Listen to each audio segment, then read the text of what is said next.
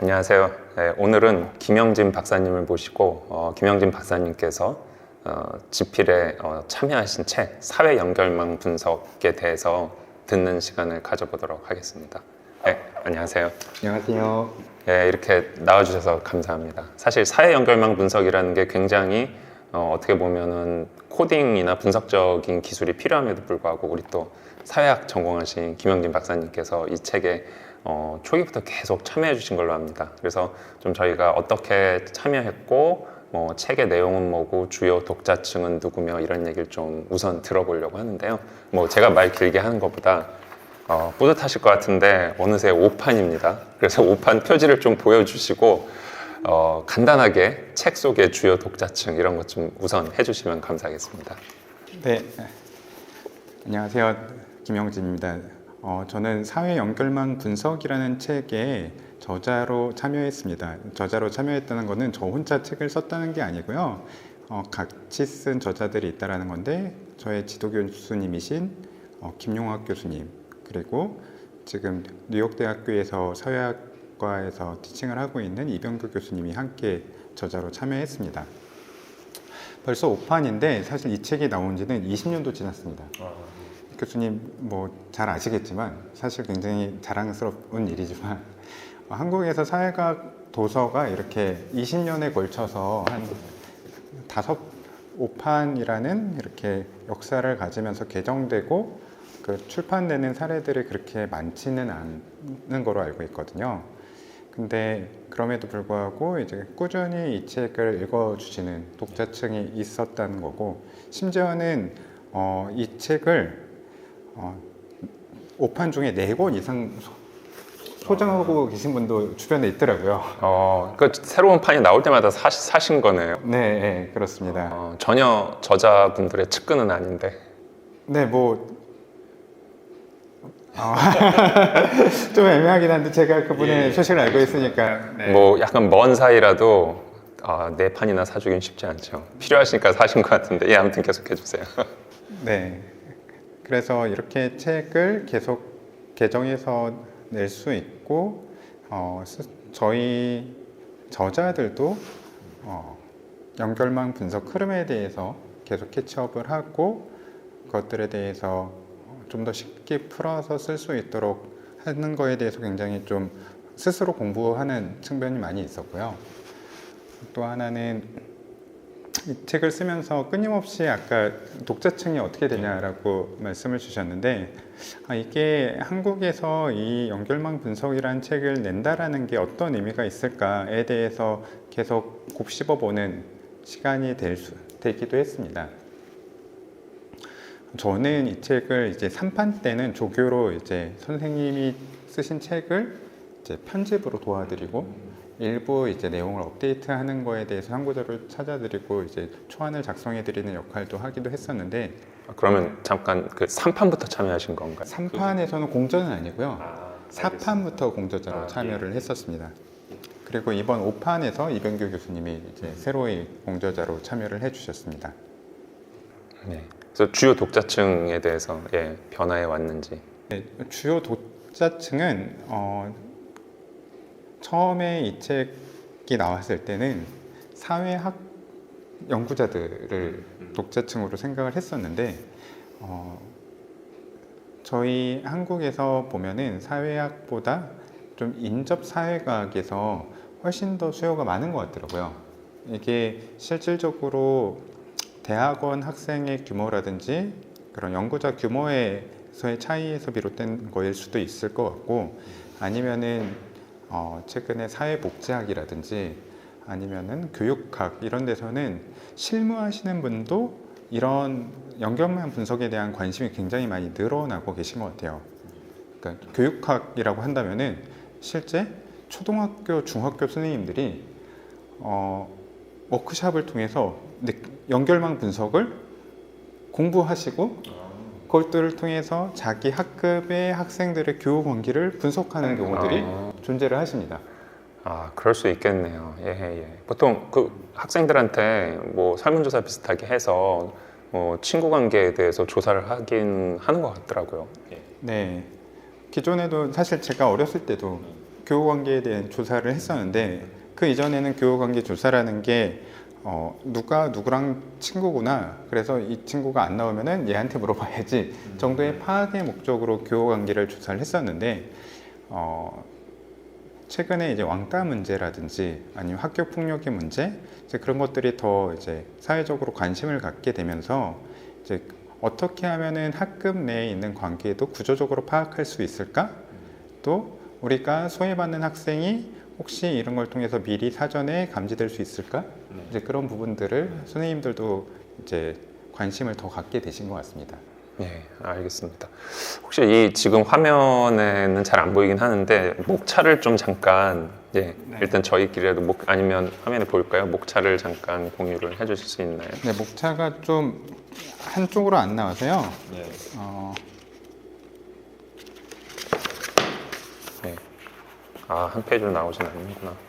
네, 1장은 연결망 분석의 개요에 대해서 저희가 다뤘고, 그 다음에 2장은 연구 설계 방법, 그리고 3장은 연결망 자료, 그리고 4장은 시각화, 그리고 이제 5장부터는 이제 주요 지표로 넘어가는데요. 5장에는 중앙성에 대한 지표들, 그리고 6장에는 이제 집단, 그리고 7장에는 구조적 특성, 그다음에 8장은 지위와 역할, 그리고 9장은 조금 성격이 달라져서 9장, 10장은 이제 이원 연결망 분석, 10장은 자아 중심망 분석, 11장은 맺은말로 이렇게 끝나게 됩니다. 그러면 뭐 아직 사회 연결망에 대해서 잘 모르시는 분들은 특히 뒤쪽에 뭐 그 중앙성부터는 좀 생소하실 수도 있는데 그러면은 그런 사회 연결망에 대해서 좀 이론적으로 어느 정도 알아야 그 뒤에 지표 구성부터는 좀 유용하게 활용할 수 있을까요? 네, 앞에 있는 개념들, 그 다음에 연결망에 대한 기초적인 관점들을 아시고 나야지 이제 뒤에 있는 지표들에 대해서 읽으셔도 훨씬 더 많은 도움을 가지실 수 있는데, 근데 사실 뭐 중앙성이라 그러면 좀 낯설잖아요. 네. 낯선데 이게 사실 한두 개의 지표도 아니고 저희가 중앙성만 해도 10개의 지표를 책에서 소개를 하고 있습니다. 근데 이게 생각을 해보면은 저희가 중학교 때 수학을 공부할 때 삼각형의 중심을 배울 때도 뭐 무게 중심이라든지 뭐 방심이라든지 내심, 외심 여러 가지 개념들을 공부를 했잖아요. 그 작은 삼각형 하나에도 그 삼각형 모양이 어떠냐에 따라서 중심점이 다 달라지는 경험들을 이제 배우신 기억이 나실 텐데,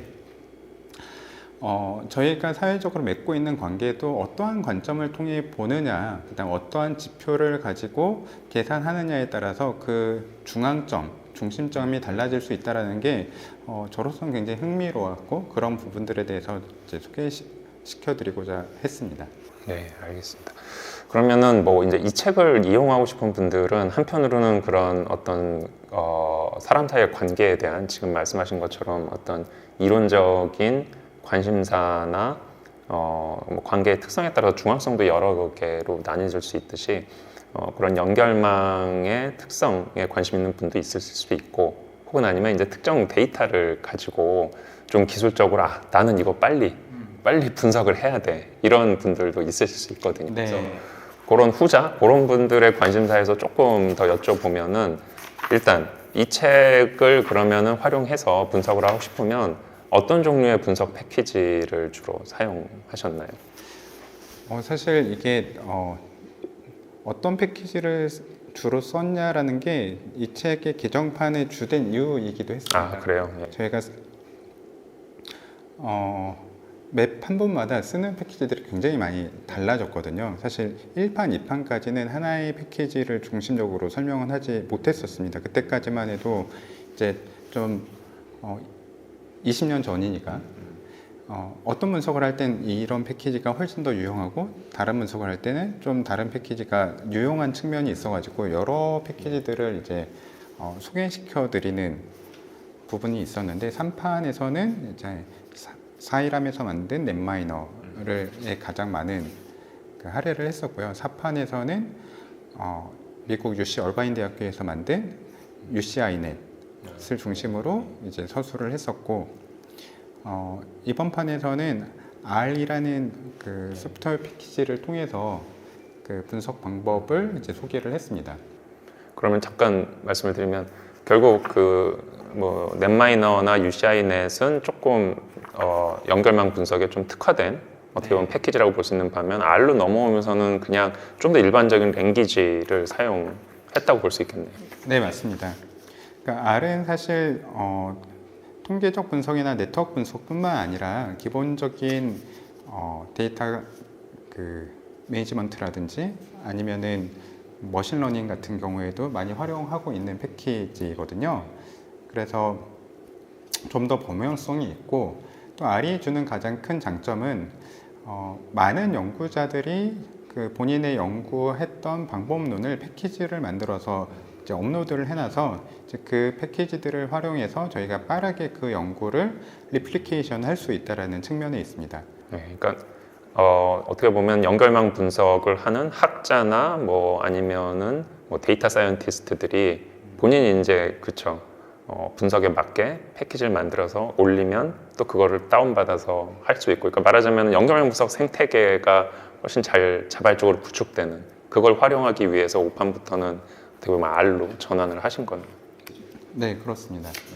사실 저희가 4판을 2015년에 개정할 때도 R 같은 좀 오픈소스 좀 코딩이 필요한 소프트웨어를 활용할까라는 고민을 많이 했었는데, 그때만 해도 사회과학 연구자나 사회과학 학생들이 이제 뭐 R 같은 소프트웨어를 통해서 직접 코딩을 한다라는 거에 대한 거부감이 좀 있었다고 판단을 했습니다. 그래서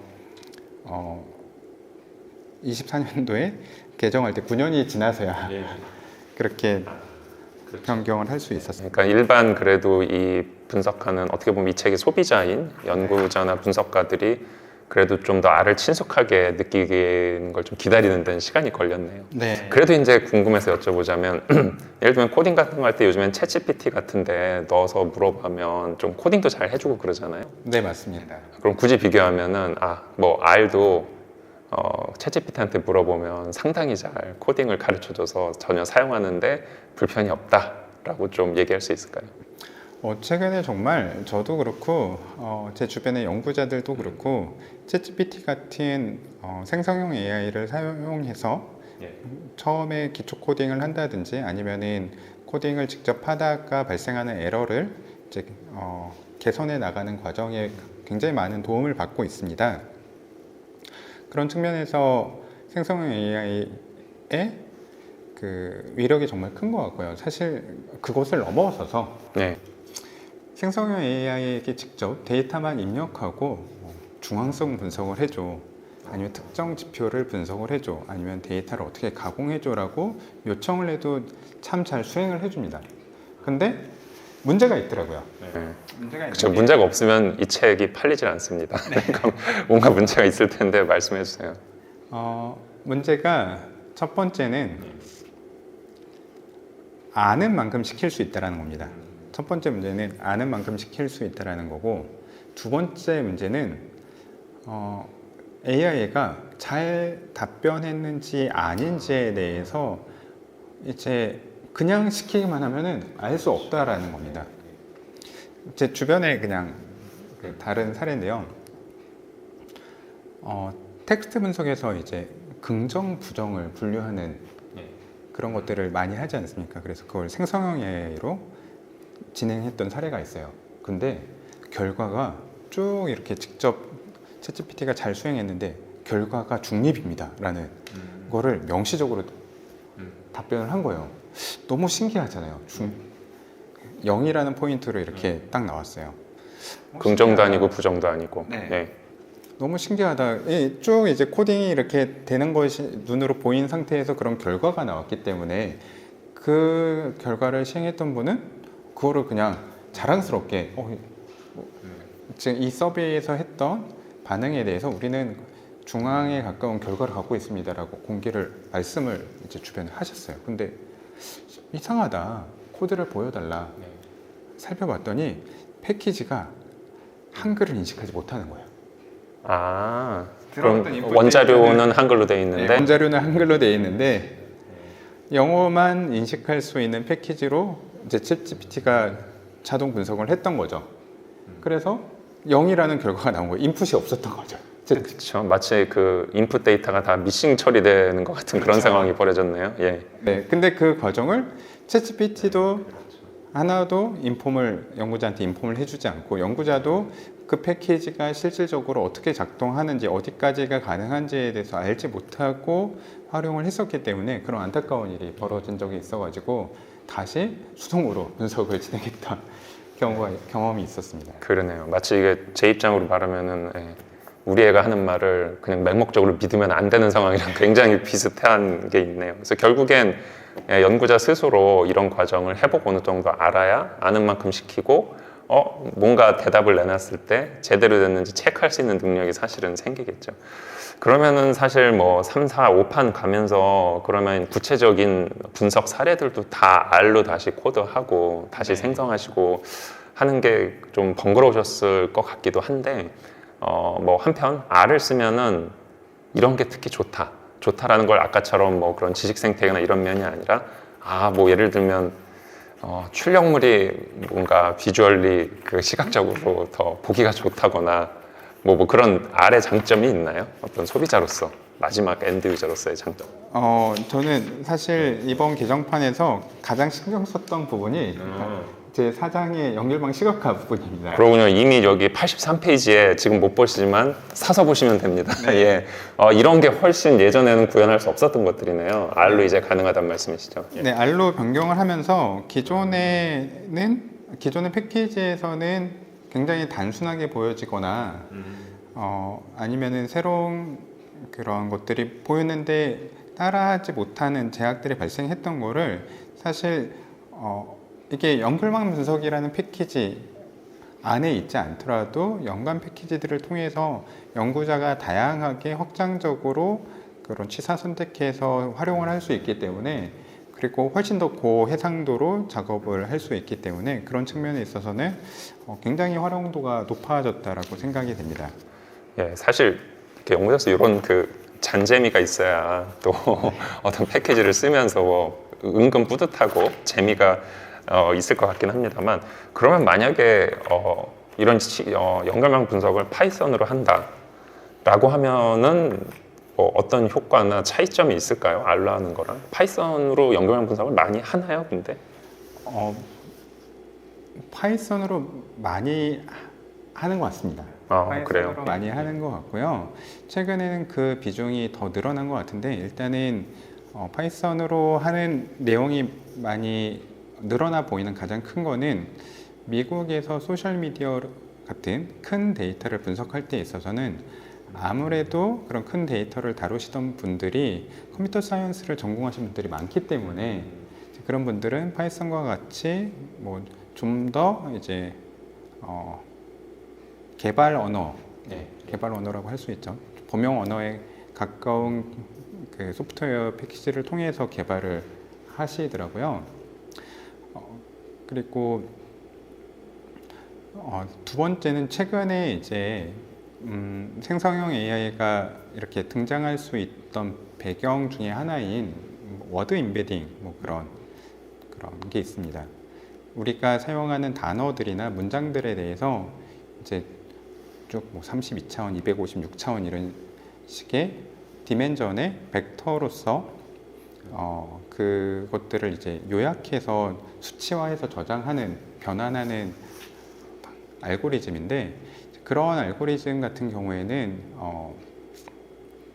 R에서도 물론 되지만 실질적으로 파이썬 기반으로 그 개발이 되어 왔기 때문에 그리고 파이썬 생태계 안에 있는 뭐 텐서플로우나 파이토치 같은 패키지들을 통해서 분석을 하는 게 훨씬 더 쉽고 유용하고 다른 분들이 했던 작업 위에서 본인의 연구를 이어서 하는데 편리하다고 생각을 하고 있습니다.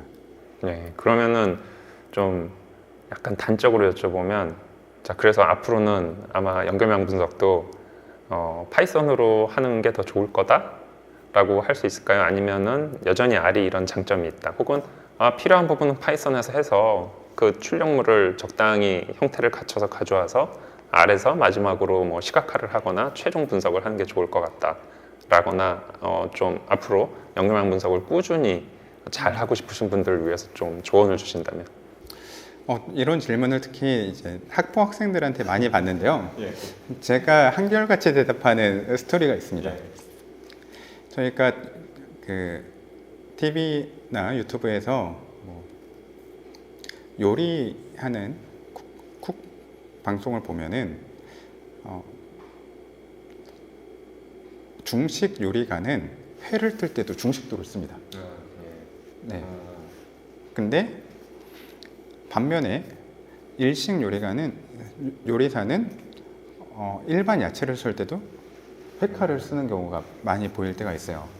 그게 어떤 의미냐면은 자기한테 손에 맞는 유용한 도구를 쓰는 게 어떻게 보면은 편리하다라는 겁니다. 그러니까 반드시 중국 요리할 때 꼭 중식도를 써야 될 필요는 없는 거거든요. 네. 회를 뜰 때도 회칼이 아니어도 사실 중식도로도 회를 뜰 수가 있습니다. 근데 회를 뜰 때는 회칼이 훨씬 편하고 유용한 측면이 있겠죠. 그 목적에 맞게 발전이 됐기 때문에. 그렇지만 내가 회칼을 처음 쓴다면은 회칼로 쓰는 것보다 내 손에 익숙한 중식도를 쓰는 게 훨씬 더 편리하고 안전할 수 있다는 겁니다. 그런 측면에서 저도 본인이 여러 개의 소프트웨어들을 공부해 봤을 때 자기의 취향에 맞고 자기가 쉽게 익숙해질 수 있는 게 있다면은 그 패키지를 활용해서 개발을 하는 게 본인에게 있어서는 좋다라는 생각이 들고요. 만약에 본인이 그렇게 해서 하나의 언어에 어느 정도 깊이를 갖게 된다면 오히려 그 언어 대 언어 변환하는 거는 챗GPT 같은 게 굉장히 잘 도와줍니다. 네, 알겠습니다. 자연어를 컴퓨터 코딩으로 변환시켜 주는 것보다 그 소프트웨어 언어를 소프트웨어 언어로 변환해 주는 거를 훨씬 더 잘하기 때문에. 그러니까 예를 들어서 내가 R 코드를 굉장히 잘 짜면 코드 짜놓고 넣고선 파이썬으로 바꿔주고. 네, 네. 그런 식으로 할 수 있기 때문에 내가 익숙하게 학습할 수 있는 툴을 하는 게 좋을 것 같습니다. 네, 알겠습니다.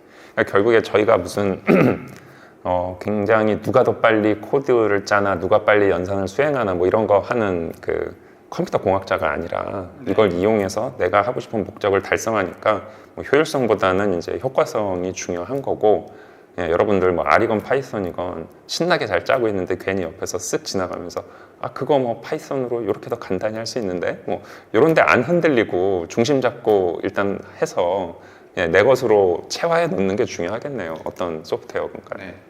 그냥 저는 현재는 업계에서 일하고 있기 때문에 하나의 말씀을 덧붙여 드리면은 최근에 굉장히 재미있는 현상이 있습니다. 어떤 현상이냐면은 데이터 사이언스를 공부해서 입사하는 학생들이 참 신입사원들이 많이 늘어나는데 그 신입사원들이 엑셀을 못 쓰더라고요. 엑셀을 못 써서 엑셀의 간단한 함수로 30초면 할 수 있는 일을 파이썬으로 20분 해가서 갖고 오는 겁니다. 그럴 수도 있군요. 네. 그래서 아니 이런 기능을 모른다고? 라는 그런 문화 충격에 빠진 경험이 있었는데 이제 반대로 그 신입사원들은 이런 게 엑셀에서 가능했어요? 라고 굉장히 놀라더라고요. 이제 그런 것처럼 사실 어떤 일을 하는 데 있어서 적정 기술이라는 게 존재할 수 있는데 우리가 너무 팬시하고 지금 현재 유행이라는 거에 맞춰서 너무 관심이 경도되고 있는 게 아닌가라는 생각도 한편으로는 들더라고요. 네, 진짜 그럴 수 있겠네요. 그러면은 뭐 어떻게 보면은 상대적으로 오랫동안 이 일을 해오셨으니까 김영림 박사님은 엑셀부터 다른 거 쭉 쓰시고 R이나 파이썬까지 다 잘 하시는 건데 사회 연결망 분석에서 조금 잠깐이지만 그래도 그 원자료라고 할까요? 이 행렬, 인풋 데이터에 대한 행렬을 뭐 여기서 다 얘기할 수는 없고 그냥 제가 좀 궁금해서 여쭤보는 거기도 한데 그러니까는 이게 이제 문과생만 할 수 있는 어떤 소셜 데이터 분석 이런 테마기 때문에 문과생이 얼마나 행렬에 대한 이해가 있어야 할까요? 사회 연결망 분석을 하려면. 굉장히 어려운 질문이신데요. 왜냐하면 요즘에는 그 패키지들이 너무 발전을 해갖고 행렬을 몰라도 행렬로 자료를 입력하는 경우도 사실 굉장히 드뭅니다. 예. 과거에는 그러니까 20년 전에 제가 처음 연결망 분석을 배울 때는 아마 강 교수님이 처음 연결망 분석을 배우실 때는 소프트웨어가 인식할 수 있도록 다 자료 입력 자체를 행렬로 진행을 했을 텐데 지금은 행렬로 입력하는 경우가 정말 수업 시간에 배울 때 말고는 없다고 얘기해도 좋을 정도로 드물 거여서 행렬을 몰라도 연결망 분석을 하는 데는 사실 표면적인 문제는 없다. 예. 네. 그렇지만 행렬의 기본적인 개념, 그 다음에 연산을 손으로 또 엑셀로 직접 해보시면은 연결망에 있는 그 분석에서 나오는 그 중요한 지표들이나 개념들이 정말 머릿속으로 속속 기억에 남으실 수 있을 거예요. 예를 들어서 연결 중앙성이라고 하는 개념은 내가 주변에 얼마나 많은 친구들이 있냐라는 거를 디그리, 그러니까 정도로 세는 연결의 개수를 세는 건데 사실 행렬로 표현하고 계산을 하면은 행렬의 행의 값을 또는 열의 값을 다 더하면은 그 행이나 열의 합을 하면은 제가 외항이나 내항 인접 그 연결 중앙성을 계산할 수 있는 것이거든요. 그런 식으로 행렬을 알게 되면은 저희가 추상적으로 알고 있는 개념들을 보다 손에 잡히게 쉽게 이해할 수 있게 되면서 이제 활용할 수 있는 게 훨씬 더 많아지고요. 두 번째는 사실 다른 연구자들의 연구 논문을 읽어낼 때 굉장히 필요합니다. 왜냐면은 연결망 지표들을 쓸 때 저희도 참 의도하진 않았지만 이렇게 수식에 막 네, 예, 이런 정의, 수식, 중앙성 정의. 네, 수식 같은 게 들어가거든요. 근데 이런 수식이 있어야지 정확하게 소통을 할 수 있는 건데 이런 수식을 이해를 하려면은 결국은 행렬에 대해서 기본적인 행렬을 머리에 떠올리면서 이해해야 되니까. 구조를 알고 있고 연산을 할 수 있어야지 이런 것들에 대해서 이제 이해할 수 있고 정확하게 소통할 수 있게 되지 않나 싶습니다.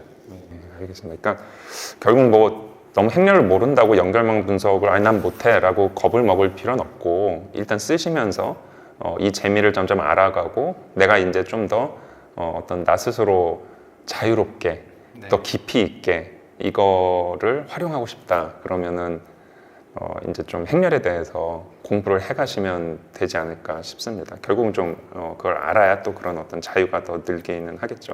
아까 뭐 비유하신 걸로 치면은 내가 이제 중식으로 시작을 했지만 중식도를 갖고 이제 일식이나 한식을 하고 싶으려면은 또 그만한 어떤 통찰과 자유도가 생겨야 되는 게 아닐까라는 생각이 듭니다. 그래서 아까 어떻게 보면 이제 3판부터 조교로 참여하기 시작하셨고 4판에 공저자로 참여하셔서 5판까지 오셨는데 여기 이 자리에 안 계시지만은 이제 그러면은 새로 5판에 합류하신 이병규 교수님이 오셔서 주로 어떤 그 지필 내지는 내용에 관여를 하셨는지와 그 다음에 이제 만약에 6판이 나온다면 혹시 새롭게 다뤄보고 싶은 주제나 기법이 있으신지 그 두 가지 좀 간략히 말씀해 주실 수 있을까요? 이병규 교수님이 새로 합류하게 돼서 사실 굉장히 많은 도움을 주셨는데 첫 번째는 제가 졸업한 지 벌써 10년이 지났기 때문에 관심을 가지고 연구자들의 주요 연구들이나 주요 성과들은 알고 있지만 최근에 주요하게 학계에서 논의되고 있는 흐름이라든지 최신 기법들 그리고 그런 수업 시간에 다뤄지고 있는 주요 내용들이 뭔지에 대해서 제가 세심하게 캐치업은 안 돼 있었다라고 이제 그런 불안함이 있더라고요. 이제 그런 불안함이 있는데 미국의 뉴욕대에서 중심에서 이렇게 연구를 하시고 또 티칭을 하시는 이병규 교수님이 참여를 함으로써 이 책에서 최근에 발표된 이런 연구들을 좀 더 소개했으면 좋겠다라는 부분들을 많이 이제 제안을 해주셔서 이제 그렇구나, 여기에서 이렇게 보완되면 좋겠군 이렇게 생각해서 저도 제가 쓰는 부분에 있어서도 이제 그런 새로운 연구들에 대해서 더 반영할 수 있는 기회들이 있었고, 가장 크게는 이제 10장의 자아중심 연결망 분석, 이제 이 부분에 있어서는 사실 이 부분이 최근에 굉장히 많이 발전을 하고 있습니다. 네, 많이 발전을 하고 있는데 저희가 정말 이 책에서 어디까지 다뤄야 되냐라는 고민이 있긴 했는데, 그런 더 최신의 이론의 흐름이나 방법론의 흐름을 캐치업할 수 있는 기초적인 그런 부분들을 통해서 이 장을 정말 새롭게 정리를 해주셔서 집필을 해주셔서 그 부분에 있어서 굉장히 큰 기여가 있으셨다고 생각이 됩니다. 그러면 만약에 6판까지 가신다면 새롭게 다뤄보고 싶은 기법이나 내용이 있으세요? 저희가 5판 처음 쓸 때 고민은, 그러니까 4판 쓸 때 R을 쓸까라는 고민을 했던 것처럼 5판 처음 쓸 때에 저희가 파이썬으로 코드들을 써야 되지 않을까라는 고민을 많이 했었거든요. 근데 그때 당시에도 고민을 했던 게, 학부에서는 지금 현재 데이터 사이언스 유행으로 파이썬을 배우는 학생들이 많다. 근데 아직 대학원이나 연구자들을 비춰볼 땐 파이썬에 대해서 이제 좀 어렵게 느끼시는 분들이 많은 것 같다라는 이야기를 나눴었거든요. 근데 만약에 한 4, 5년, 6, 7년이 지나고 또 새로운 6판이 나온다면은 그때 당시에 이제 훨씬 더 파이썬에서도 쉬운 패키지로 쉽게 연결망 분석에 도움을 줄 수 있지 않을까. 그러면은 아마도 이제 큰 흐름의 변화에 맞춰서 이 책에서 활용하는 패키지도 달라질 수 있지 않을까라는 생각이 드는 부분이 있고요. 또 하나는 10개월 데이터 분석과 그리고 시뮬레이션 부분 같은 부분에 대해서 좀 더 많이 다뤄보고 싶다. 그 네트워크 데이터인데 시계열 데이터. 네, 네트워크 시계열 데이터. 동적인 분석을 하시는 게 기대가 됩니다. 쉽지 않을 것 같은데. 네. 근데 저희도 이번에도 사실 다뤄볼까라는 고민이 많이 있었는데, 이제 이병 교수님이 연구로서는 그런 연구들을 다루고 하시는데, 그거를 이 짧은 한두 챕터에서 그런 내용들을 소개한다라는 게, 특히 이제 이 책을 학부에서 뭐 석사 2학기 정도의 사회과학도들이 이해할 수 있는 수준에서 다뤄야 된다라는 게 좀 많은 부담이 되더라고요, 집필자들 입장에서. 네, 그런 부분이 있었고요. 또 최근에 오히려 사판에 있었다가 빠진 부분이 있는데, 텍스트 분석에 대한 부분입니다. 그 말은 뭐 텍스트 분석을 잘해서 또 텍스트를 일종의 연결망적으로 네. 시각화하거나 분석하는 내용. 예. 네. 텍스트를 말씀하신 대로 연결망적으로 관계를 분석하고 이제 연구하는 사례들이 상당히 많이 늘어나고 있는데, 또 많이 늘어나서 텍스트 분석 관련한 좋은 책들이 너무 많이 있더라고요. 그래서 이거를 저희가 한 챕터에 소개하는 게 맞나 라고 싶을 정도의 고민이 들어서 이번 책에서는 빠졌는데, 다음 책에서 더 많은 분량을 저희가 이제 독자들에게 전달할 수 있다면 이제 그런 부분들도 더 쉽게 전달할 수 있도록 노력해야 되지 않을까라는 생각이 듭니다. 알겠습니다. 그러니까 이게 이제 5판까지 20년 동안 이제 5판까지 왔습니다. 근데 그 사이에 굳이 연결망 분석에 관한 여러 책들을 이렇게 노드처럼 놓고 이 책도 하나의 노드라고 생각하면 이 책이 20년 동안 제 생각엔 이렇게 가장 중심성이 높은 위치에 왔다고 생각을 해요. 근데 또 앞으로 6판이 나올 때쯤에 되면 말씀하신 대로 과연 파이썬으로 구현을 해서 선보일지, 그 다음에 네트워크 시계열 분석까지 포함하실지, 그 다음에 이제 어떤 그 텍스트의 네트워크를 또 포함하실지, 이런 것들이 셋 다 하실 수 있을진 모르겠고, 어쨌건 그 상황에 맞춰서 또 저희들한테 훨씬 중심적인 역할을 할 수 있는 책으로 다시 돌아오시지 않을까 기대를 합니다. 예, 뭐 저자로서 혹시 마지막으로 저희 대충 독자층에 대해서 아시는데 뭐 하시고 싶은 얘기 있으시면 좀 해주세요. 책을 쓰면서 이 책을 과연 어떤 분들이 읽으실까, 그다음 도움을 받으실까라는 부분에 있어서 많이 걱정이 됐고 또 많은 소통을 할 수 있도록 저희가 GitHub에 이 책에 사용한 코드도 업로드하고 이제 Q&A를 하실 수 있도록 게시판도 열어놨습니다. 그래서 그런 이 책의 GitHub에 오셔서 활발하게 소통을 해주시면은 저희도 다음 책을 개정판을 써 나가는데도 많은 도움을 받고, 그리고 일부의 패키지에 있어서는 이제 패키지나 R 버전이 업데이트됨에 따라서 이제 명령어들이 약간 상충되는 컴플릿이 발생하는 경우들이 발생할 수 있는데, 그런 부분들에 대해서도 편하게 질문을 해주시면 저희들이 이제 어떻게 그 부분을 해결할 수 있는지 답변을 잘 드릴 수 있도록 하겠습니다. 네, 알겠습니다. 사실 이제 이 책 처음 나왔을 때부터 이제 당연히 중심 저자셨던 김영학 교수님은 많은 분들은 그냥 연세대학교 총장님으로 알고 계세요. 근데 그 전에 우리나라 이제 사회 연결망 연구와 이론화의 가장 어떻게 보면 아버지 같은 분이셨고, 그 유산이 또 이렇게 후세 학자들을 통해서 세 분이 같이 또 오판에 참여하시게 된 게 굉장히 보기 좋고, 앞으로도 좀 부담스러우시겠지만 책임감을 갖고 업계에서 이제 돈 버시느라고 바쁘시겠지만 뭐 제가 알기로는 그렇게 뭐 돈에 욕심이 아주 많으신 분은 아니니까 앞으로도 좋은 책으로 다시 찾아와 주시면 감사하겠습니다. 예, 김영림 박사님 감사드립니다. 네, 감사합니다.